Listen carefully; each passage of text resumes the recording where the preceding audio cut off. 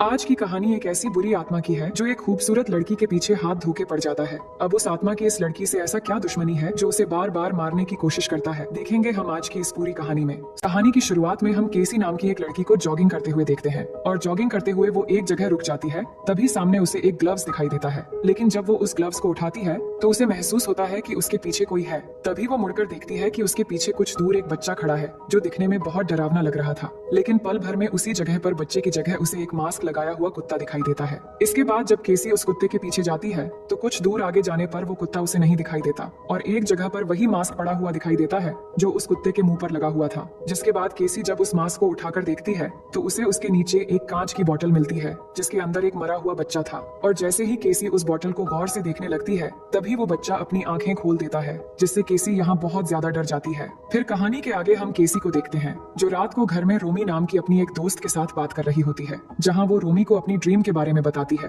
और उसे उस ड्रीम का मतलब पूछती है। असल में कहानी की शुरुआत में हमने जो कुछ देखा था वो दरअसल केसी की एक ड्रीम थी। तो रोमी एक बुक देखकर केसी को उसके ड्रीम की मीनिंग बताने की कोशिश कर रही होती है। दरअसल केसी अपना खर्चा चलाने के लिए इस घर में बेबी केयरिंग की जॉब करती है, जिसमें वो मेटी नाम के एक 4 साल के बच्चे की देखभाल करती है। अब दोनों दोस्त फोन पर बातें कर ही रहे थे, तभी केसी को मेटी की आवाज सुनाई देती है तो वो उसे चेक करने के लिए ऊपर चली जाती है। जाकर वो देखती है कि मेटी अपनी न्यू बॉर्न सिस्टर को मिरर दिखा रहा था। जिसके बाद जब वो मेटी के पास जाती है तो मेटी उसी मिरर से केसी के सर पर मार देता है और फिर केसी को एक अजीब सी आवाज में कहता है, zombie wants to be born now. ये सुनकर केसी हैरान हो जाती है और सोचती है कि ये ज़ॉम्बी आखिर कौन है। अब यहाँ आपको हम बता दें कि जो बच्चा केसी की ड्रीम में आया था वो असल में एक ईविल बच्चा है जिसको एक बुरी आत्मा ने अपने वश में कर लिया है। और ये बच्चा आखिर कौन और किसका था इसके बारे में हमें आगे पता चलेगा। इसके बाद हम देखते हैं कि मेटी के पेरेंट्स घर आ जाते हैं तो केसी अपने घर चली जाती है, जहाँ वो अपने डैड के साथ रहती है और उसकी मॉम की डेथ काफी समय पहले ही हो चुकी थी, जिन्होंने असल में सुसाइड किया था।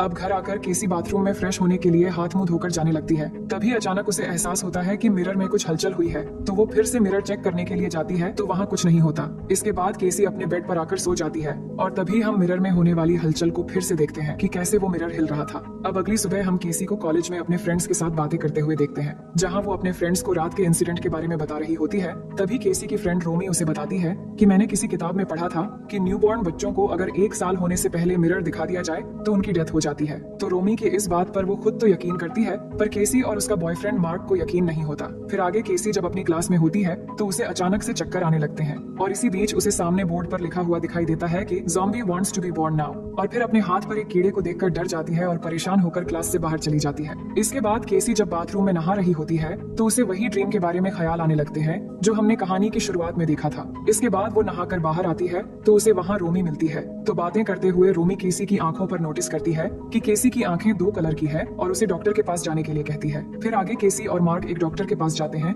जहाँ डॉक्टर केसी की आंखों की कुछ टेस्ट करते हैं और साथ ही उसकी आंखों की फोटो भी लेते हैं और इसकी रिपोर्ट कुछ दिन बाद लेने के लिए कहते हैं। अब आगे केसी जब मार्क के साथ घर जा रही होती है तभी वो मार्क को आज रात अपने घर आने के लिए कहती है, क्योंकि केसी के डैड आज शहर से बाहर गए हुए हैं, इसलिए वो चाहती है कि दोनों साथ मिलकर कुछ खूबसूरत पल एक दूसरे के साथ बिताएंगे। तभी उसी समय रोड पर वही ईविल बच्चा फिर से दिखाई देने लगता है और कुछ ही समय में वो गायब भी हो जाता है और इससे वो थोड़ा घबरा जाती है। अब इसके बाद हम देखते हैं कि केसी और मार्क रात को खूबसूरत पलों के मजे ले रहे होते हैं और फिर केसी मार्क को अपनी मॉम के बारे में बताती है जो आखिरी समय में मेंटल हो गई थी और उन्होंने खुदकुशी कर ली थी। इसके बाद केसी जब बाथरूम में जाती है तो पहले की तरह फिर से वही मिरर हलचल करने लगता है। तो केसी जब उसको खोलकर देखती है तभी उसके अंदर वही ईविल बच्चा भयानक रूप में दिखता है, जिससे केसी बहुत ज्यादा डर जाती है और चिल्लाने लगती है। तभी मार्क भी केसी की आवाज सुनकर वहाँ आ जाता है और केसी उसे मिरर के बारे में बताती है, लेकिन जब मार्क उस मिरर को चेक करता है तो उसे वहाँ कुछ नहीं दिखता। जिसके बाद केसी उस मिरर को निकालकर एक अलमारी में रख देती है। फिर अगली सुबह केसी जॉगिंग करते करते उसी घर के पास से गुजरती है जहाँ केसी बेबी केयरिंग का काम करती थी।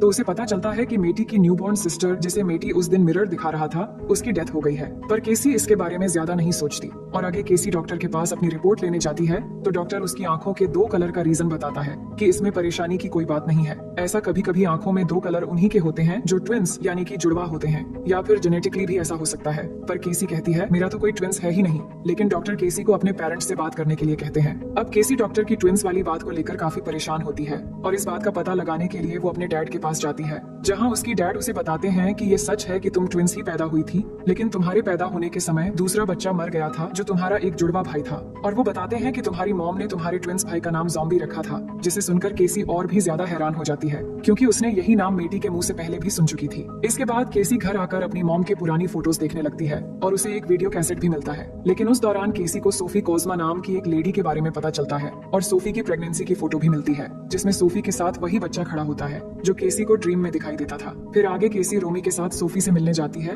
जहाँ पर केसी जब सोफी से अपने मॉम के बारे में पूछती है तो वो कहती है कि मैं तुम्हारी मॉम को नहीं जानती। और जब केसी सोफी को उसकी फोटो दिखाती है जिसमें उसके साथ एक लड़का खड़ा है तो सोफी ये देखकर बहुत घबरा जाती है और केसी को जल्दी वहाँ से जाने के लिए कहती है। इससे केसी बहुत हैरान हो जाती है और उसे कुछ समझ नहीं आ रहा होता है कि ये सब क्या हो रहा है। इसके बाद हम देखते हैं कि केसी अपने बॉयफ्रेंड के साथ फोटोज के साथ मिलने वाली वो वीडियो चलाकर देखने लगती है, लेकिन उस वीडियो में उसे कुछ खास जानकारी नहीं मिलती। अब आगे केसी अपनी फ्रेंड्स के साथ मस्ती करने के लिए क्लब जाती है, पर केसी को वहाँ भी वो बच्चा दिखाई देता है जो उसे डराने की कोशिश कर रहा होता है। ये देखकर केसी बहुत घबरा जाती है और वहाँ से बाथरूम के अंदर जाकर उल्टियाँ करने लगती है। तभी उसे बाथरूम की दीवार पर बनी एक छोटे से होल से कुछ आवाजें सुनाई देती है और जैसे ही वो उसके पास जाती है तो उसके अंदर से बहुत सारे कीड़े बाहर निकलने लगते हैं और फिर देखते ही देखते बाथरूम के चारों तरफ से बहुत सारे कीड़े निकलने लगते हैं, जिससे केसी बहुत ही ज्यादा डर जाती है और जोर जोर से चिल्लाने लगती है। और उसी दौरान केसी अपनी मॉम की सोल को भी देखती है जो कि उससे कुछ कहना चाह रही होती है, पर तभी मार्क और रोमी उसकी आवाज सुनकर वहाँ आ जाते हैं और उनके आते ही वो देखती है कि वहाँ कुछ भी नहीं है। फिर आगे हम इसी रात को देखते हैं कि केसी अपने घर में आकर अपनी दोस्त रोमी से वीडियो कॉल पर क्लब में डरने वाली इंसिडेंट के बारे में बातें कर रही होती है। तो रोमी कहती है कि डरने की कोई बात नहीं है, शायद तुमने ज्यादा पी ली थी, तुम डरो मत और एक सिजर्स लेकर अपने पिलो के नीचे रखकर सो जाओ, क्योंकि मेरी दादी कहा करती थी कि ऐसा करने से हमारे आसपास आत्माएं नहीं आते।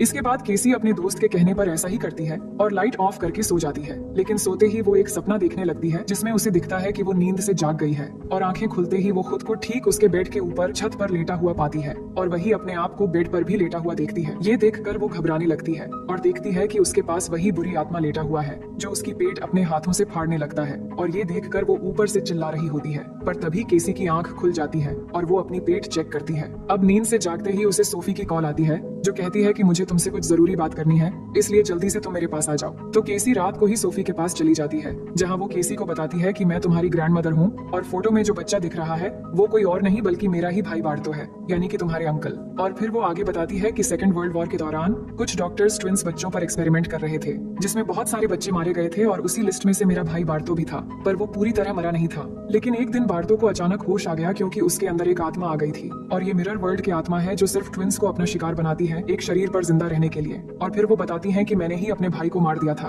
क्योंकि मुझे पता चल गया था कि उसके अंदर कोई बुरी आत्मा है, लेकिन वो मर तो गया लेकिन वो आत्मा इस दुनिया से पूरी तरह से नहीं जा पाया और यहाँ तक कि उसी की वजह से तुम्हारी मॉम ने सुसाइड कर लिया था और अब वो तुम्हारे पीछे पड़ा हुआ है क्योंकि तुम भी एक ट्विंस हो। फिर आगे वो बताती है कि उस मिरर वर्ल्ड से इस दुनिया में आने के लिए उन्हें काफी समय और ताकत की जरूरत पड़ती है और बार्टो की आत्मा अभी भी कमजोर है, इसलिए उसे अभी मारा जा सकता है। फिर वो केसी को एक प्राचीन किताब के बारे में बताती है और कहती है कि उस किताब में उस आत्मा को मारने के बारे में बताया गया है, पर तुम उस किताब की भाषा को समझ नहीं पाओगी, इसलिए उस किताब की भाषा समझने के लिए तुम्हें रेबी नाम के एक आदमी के पास जाना होगा जो तुम्हारी मदद करेगा। और फिर केसी को एक लॉकेट भी देती है और कहती है कि ये लॉकेट तुम्हें हमेशा प्रोटेक्ट करेगा। इसके बाद केसी ऐसा ही करती है और उस प्राचीन किताब को लेकर रेबी के पास जाती है और उससे मिलकर किताब को ट्रांसलेट करने के लिए उससे रिक्वेस्ट करती है। तो रेबी कहता है कि मुझे इस किताब के बारे में थोड़ा बहुत पता है जिसमें स्पिरिचुअल चीजों के बारे में बताया गया है, पर इन चीजों पर मुझे यकीन तो नहीं है, लेकिन किसी की मदद के लिए मैं इस किताब को जरूर पढ़ूंगा। इसके बाद केसी अपने घर आ जाती है और सोफी के कहे अनुसार अपने घर पर लगे सारे मिरर तोड़कर उन्हें जलाकर दफना देती है क्योंकि वो आत्मा मिरर के जरिए ही लोगों को वश में करके मार देती है।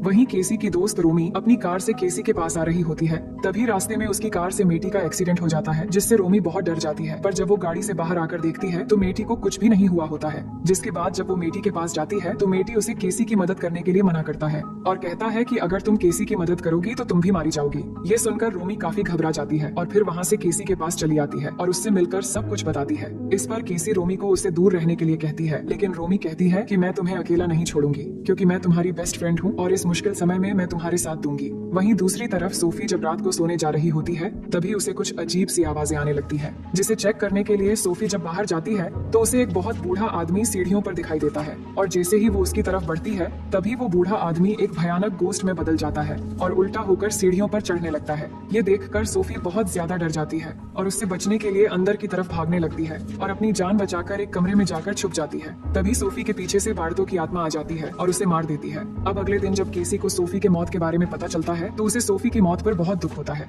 इसके बाद एक बूढ़ी औरत आकर केसी को सोफी की एक लेटर देती है जिसमें लिखा हुआ था कि वो जल्द से जल्द रेबी की मदद से उस बुक को ट्रांसलेट करवाकर उस आत्मा को खत्म करने के लिए तैयार हो जाए, नहीं तो वो आत्मा उसके सभी करीबी लोगों को धीरे धीरे खत्म कर देगी। वहीं दूसरी तरफ हम रेबी को देखते हैं कि जब रेबी उस बुक को ट्रांसलेट कर रहा होता है तभी उसे अपने घर में कुछ अजीब सी आवाज आती है और चेक करने पर रेबी को वहाँ एक उल्टा मुंह वाला कुत्ता दिखाई देता है जो देखने में बहुत डरावना लग रहा होता है। अब इधर केसी और रोमी जब वीडियो कॉल पर बात कर रहे होते हैं तभी रोमी को अपने घर के डोरबेल बजने की आवाज आती है, इसलिए वो देखने के लिए चली जाती है। तभी केसी को वीडियो कॉल पर रोमी के घर में लगे मिरर पर बार्तो की आत्मा दिखाई देती है, जिससे केसी समझ जाती है कि वो आत्मा अब रोमी को भी मार देगी। इसलिए वो जल्दी से मार्क को लेकर रोमी के घर की तरफ भागती है। वही रोमी जब अपने घर का दरवाजा खोलती है तो उसे वहाँ मीटी दिखाई देता है जो रोमी के पेट में चाकू से अटैक कर देता है, जिससे रोमी जख्मी हो जाती है और उसी हालत में घर के अंदर भागने लगती है और मीटी उसका पीछा करने लगता है। लेकिन तभी वहाँ केसी और मार्क आ जाते हैं और मीटी को दूर हटा देते हैं। लेकिन तभी वो देखते हैं कि वो आत्मा मीटी के शरीर से निकलकर रोमी के अंदर चली गई है, जिससे रोमी भयानक तरीके से कांपने लगती है और उसकी रूप बदलने लगती है। ये देखकर केसी और मार्क मीटी को लेकर वहाँ से भाग जाते हैं। अब अगले दिन हम मार्क, केसी और रेबी को एक साथ देखते हैं, जहाँ रेबी उनसे कहता है कि हमें केसी का एक्सॉर्सिज्म करना होगा